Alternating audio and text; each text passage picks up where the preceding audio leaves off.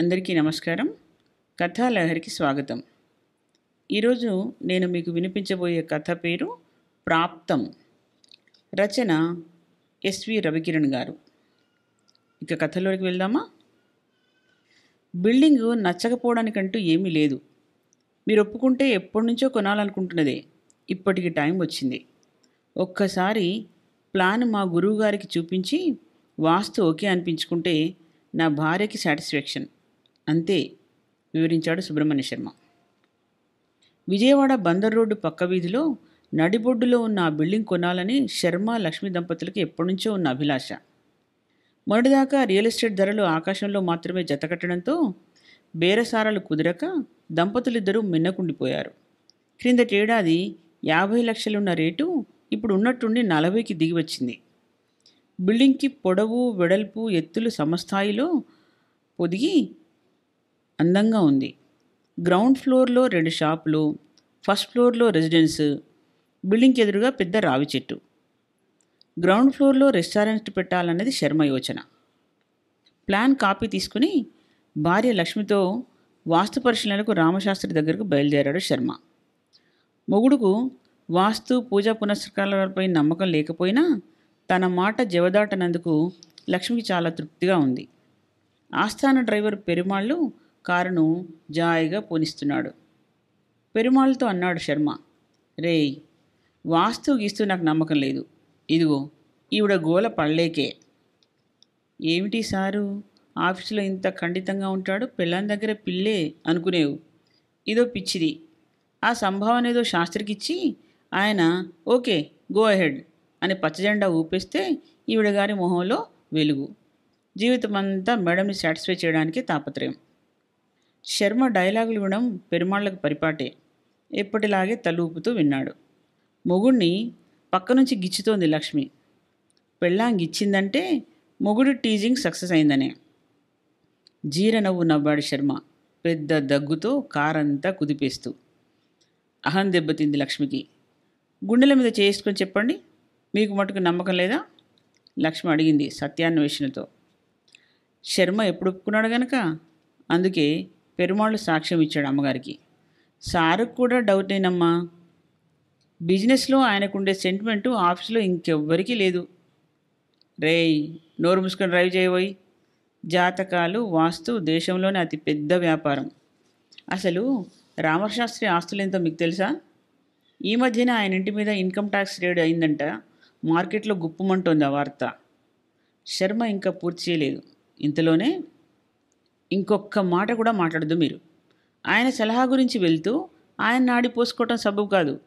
సత్కార్యానికి వెళ్తున్నప్పుడు 4 మంచి మాటలు రావాలి. లక్ష్మి మొగుడిని కసిరింది. నేనేమన్నా జ్యోతిష్శాస్త్రాన్ని నిందించానా? వేద పురాణాలంటే నాకు మటుకు గౌరవం లేదా ఏంటి? ఏ శాస్త్రమైనా సరస్వతి అంశ. కానీ మన నమ్మకాన్ని బలహీనతగా వ్యాపారంగా వాడుకునే జలగలు, కలుపు మొక్కలంటేనే నాకు మంట. నోరు ముస్తారా మీరు? వెనక్కిపోదాం లేకుంటే. లక్ష్మి గట్టిగా కసిరింది. ఓకే ఓకే అంటూ మూతి బిగించి ఇక మాట్లాడనన్నట్టు నోటి మీద చూపుడు వేలు నిలువుగా పెట్టాడు శర్మ. రామశాస్త్రి ఇంటి దగ్గర విజిటర్స్ రూమ్లో సోఫాలో కూర్చున్నాడు శర్మ లక్ష్మి దంపతులు. సీలింగ్ ఫ్యాను మంద్రస్థాయిలో తిరుగుతోంది. లోపల నుంచి ఆశీర్వచన మంత్రోచ్చారణ వినబడుతోంది. పొద్దున్నే ఎవరి నెత్తి మీద టోపీ పెడుతున్నాడు గురుడు అన్నాడు శర్మ పెళ్ళాం చెవిలో. అబ్బబ్బబ్బా, ఏంటి మీరు? మీ ధోరణి బాగాలేదు. తప్పండి అలా మాట్లాడడం. ఇక్కడికి వస్తే నాకు గుడికొచ్చిన ఫీలింగ్. లక్ష్మి ప్రాధేయపడింది. శర్మ నోరు మించడం కష్టం. నాకు బార్బర్ షాప్కి వచ్చిన ఫీలింగ్. అంతా క్షవరమే కదా. లక్ష్మి కళ్ళతోనే మందలించింది. చేతులెత్తి నమస్కారం చేసింది. భార్యని అనునయిస్తూ దగ్గరగా జరిగి, పిచ్చి మొద్దు, నాది పైసా పైసా కష్టార్జితమే. విజయవాడ సిటీ మొత్తానికి నిక్కచ్చిగా ట్యాక్స్ కట్టే నిజాయితీ పరుణ్ణి. గవర్నమెంట్ కిందటేడు అవార్డు కూడా ఇచ్చింది కదా. రామశాస్త్రి అసలు ఇన్కమ్ ట్యాక్స్ రిటర్నే ఫైల్ చేయడు. పైగా నాకు 4 రెట్లు సంపాదన. మనం ఇక్కడికి సలహాకి రావడం మన బలహీనత అంతే అన్నాడు. లక్ష్మికి సహనం పోయింది.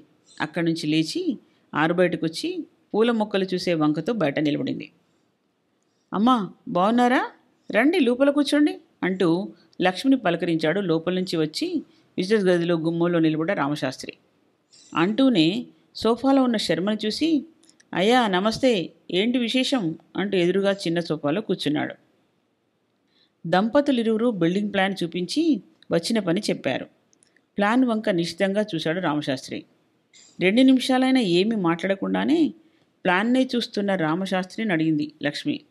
జాతక చక్రం ప్లాన్ కిందే ఉంది, అది వేరే కవర్లో పెట్టమంటారా? ఏవో మాటలు వినిపించి ఈ ప్రపంచంలోకి వచ్చాడు రామశాస్త్రి.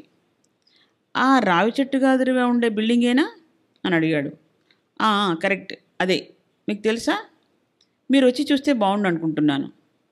అడిగితే బాగుండదోనని భయం, మీరు చాలా బిజీ కదా? లక్ష్మి సందేహంగా చూస్తూ అడిగింది. ధర ఎంత సెటిల్ అయింది? శాస్త్రి అడిగాడు శర్మ కేసి చూసి. 4 వేళ్ళు చూపించాడు శర్మ. శుభం, మంచి ధరే. సరే, రేపు మీరు రండి, లెక్కలు వేసి ఉంచుతా అన్నాడు రామశాస్త్రి. కాఫీలు అయ్యాక కారు దాకా సాగనంపుతూ, ఆ బిల్డింగ్ నాకు తెలుసు, వచ్చి చూడక్కర్లేదులే అమ్మా అన్నాడు రామశాస్త్రి. రామశాస్త్రికి రాత్రి 12 అయినా నిద్ర పట్టక పరుపు మీద దొర్లుతున్నాడు. మనసు డోలాయమానంలో ఊగుతోంది. ఇలా చేయటం కుయుక్తవుతుందేమో, ఏమో, కాదో, ఏమో, కొంత వంచన కపటం తప్పదేమో. అయినా కపటం ఎలా అవుతుంది? తన ఆ బిల్డింగ్ మీద రామశర్మ కంటే ముందే కన్నేశాడు. శర్మ మధ్యలో వచ్చి డేగలా తన్నుకుపోతుంటే చూస్తూ ఊరుకోనక్కర్లే. మోసమేముంది ఇందులో? కపటం కాదిది. శర్మకు ప్రాప్తం లేదంతే, అబద్ధం చెప్పక తప్పదు అనుకున్నాడు. అంతరాత్మ అలా కాదంటూ సలహా చెప్పబోతే దాని పీక నొక్కేసి భూతవైద్యుడు పిశాచాన్ని సీసాలో బిగించి బిరడా వేసినట్టు హితవు పలికే పంచేంద్రియాలను దూరంగా లోతుగా శరీర గోళంలోని పాతాలోకి పాతేశాడు రామశాస్త్రి. స్వగతానికి సర్ది చెప్పుకొని 2 గంటలైనా నిద్రపట్టలేదు. మానవ నైజంతో పోరాడి ఓడిన లో దీపం కొండెక్కింది. నిద్ర పట్టింది ఏ తెల్లవారుజామునో. అయితే రిజిస్ట్రేషన్ వద్దంటారా? 50,000 అడ్వాన్స్ ఇచ్చానే. శర్మ లక్ష్మిని అడిగాడు బాధగా. మీ నక్షత్రానికి దక్షిణ ముఖద్వార ప్రవేశం మంచిది కాదని రామశాస్త్రి గారు చెప్పాక మళ్ళీ మీమాంస ఎందుకని? ఊళ్ళో బిల్డింగులకేం కొరత లేదు, డబ్బులు ఉండాలే గాని. భార్య మాట కాదనలేకపోయాడు శర్మ. వారం రోజుల తర్వాత ఓ శుభదినాన 3వ కంటివాడికి కూడా తెలియనీయకుండా పెళ్ళాం పేరు మీద ఆ బిల్డింగ్ రిజిస్ట్రేషన్ చేయించాడు రామశాస్త్రి. రిజిస్ట్రేషన్ ఆఫీస్ నుంచి ఇంటికొస్తూ వీధి గోడ గేటు దగ్గర శర్మ కారు చూసి గతుక్కుమన్నాడు. కారుని పోర్టుకోలో పార్క్ చేసి ఎదురుగా కిటికీలోంచి చూస్తే విజిటర్స్ గదిలో శర్మ లక్ష్మి కనిపించారు. గుండె దడదడలాడింది రామశాస్త్రికి. నా నాటకం గురించి అడిగితే ఏం చెప్పాలి? నరాల గుండా పరిగెడుతున్న రక్తాన్ని తొలిసారి ఫీల్ అయ్యాడు రామశాస్త్రి. భార్యతో, ఏమే బిల్డింగ్ కొన్న విషయం వాళ్ళతో చెప్పొద్దు గుసగుసగా అన్నాడు. ఎవరితో? తికమక పడింది ఆమె. క్లాత్ బిజినెస్ శర్మ దంపతులు లోపలున్నారు. ఆ బిల్డింగే కొనాలని ట్రై చేశారు, బేరం కుదరలే. తెలిస్తే కుళ్ళుకుంటారు. తలూపింది శాస్త్రి భార్య. భర్త టెన్షన్ ఆమెకు పూర్తిగా అర్థం కాలేదు. లోపలికొచ్చి శర్మ దంపతులకేసి తిన్నగా చూసే ధైర్యం లేక రెప్పలు స్పీడుగా ఆర్పి తెరిచే ప్రక్రియలో కనుగుడ్లని మిళితం చేశాడు రామశాస్త్రి. పైకి కిందికి పక్కకి విచిత్రంగా చూస్తూ ఎదురుగా కూర్చున్నాడు దోషిలా. పెద్ద మనవడికి ఐఐటీలో సీట్ వచ్చింది, జాయిన్ అవ్వడానికి మంచి రోజు చూస్తారని లక్ష్మి ఆనందంగా కళకళలాడుతూ గలగలా చెప్పింది. వరదపోటుతో చిట్లిపోతున్న నదిగట్టుకి ఆనకట్ట గేట్లు ఎత్తితే వచ్చే రిలీఫ్లా ఫీల్ అయ్యాడు రామశాస్త్రి. వెంటనే యాంత్రికంగా దైనందిన క్రమంలోకి వచ్చేసి తన ట్రేడ్ మార్క్ నవ్వు మొహంతో అన్నాడు. ఏంటమ్మా, పెద్దమనుడు అంత పెద్దవాడయ్యాడా? శుభం. మంచి ర్యాంక్ కూడా వచ్చిందండి, లక్ష్మి మరింత సంతోషంగా చెప్పింది. అర్హత బట్టి కదమ్మా ప్రాప్తం మరి అంటూ కర్ణుడికి కవచకుండలాల్లాగా తన చేతిలో ఎప్పుడూ రెడీగా ఉండే పంచాంగాన్ని తీసి లెక్కలు వేసి శుభముహూర్తం నిర్ణయించాడు శాస్త్రి. దంపతులిద్దరూ శాస్త్రి కాళ్ళకి నమస్కారం చేసి సంభావన చేతిలో ఉంచారు. ఏమండి, కొత్త జరీ పంచల చాప ఎక్కడా? లక్ష్మి అడిగింది మొగుడిని. అరే, కారులోనే మర్చిపోయా. శాస్త్రి గారు, అసలు విషయం చెప్పాలి మీకు. న్యూస్ పేపరు కారులో ఉంది, తెస్తా ఒక్క నిమిషం అంటూ శర్మ వడివడిగా కారు వైపు వెళ్ళాడు.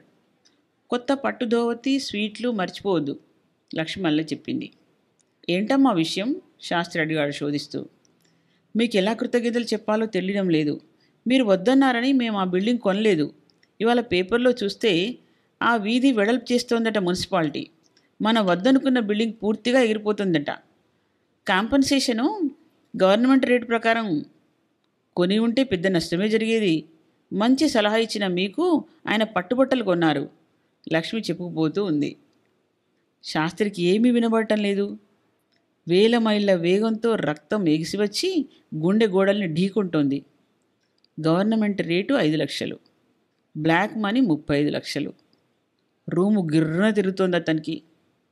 భావావేశం, తర్కం ఉన్న అంతరాత్మ జీవి నుంచి తెగదెంపులు చేసుకునే సమయం.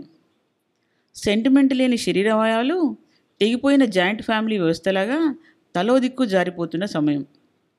శర్మ రొప్పుతూ వచ్చి చూపిస్తున్న పేపర్ వార్త, చేతిలో ఉంచుతున్న స్వీట్లు, పైన కప్పుతున్న పట్టు పంచ. రామశాస్త్రి శరీరంలో రావాల్సిన దృశ్య స్పర్శ తరంగాల్ని రిసీవ్ చేసుకోలేకపోతున్నాయి. ఏమండి, పంచ అలా మీద కప్పకూడదు, మెడ చుట్టూ వేయాలి, లక్ష్మి మందలిస్తోంది భర్తని.